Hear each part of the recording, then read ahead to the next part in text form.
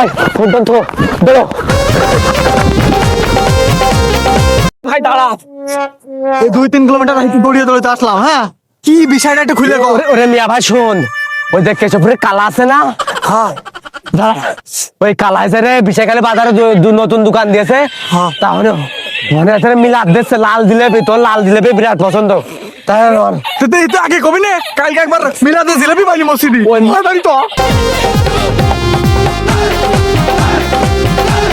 চাচা, এই যে আমার ভাই ডেকে নিয়ে আসছে আজকে, বলে তুমি মিলাদ দিয়েছো লাল জিলেপি নিয়ে আসছো, চাচা জিলেপি দাও। জিলাপি দাও, জিলাপি দাও। এমনই সে জিলেপি তো মনে করে সে মাগরিবি আজানের পর পর হুজুর এসে মিলাদ করেছে, সবার খাওয়াই দিয়েছি।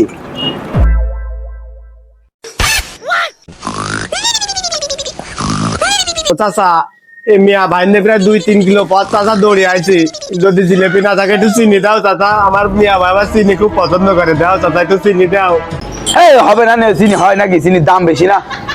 যা যা, আর একদিন তোকে খাওয়াই দেখে খাওয়াই দিবা বাড়িতে। যা জ্বালাস না দিন, এখন বেচা কেনার সময় যা বাড়িতে।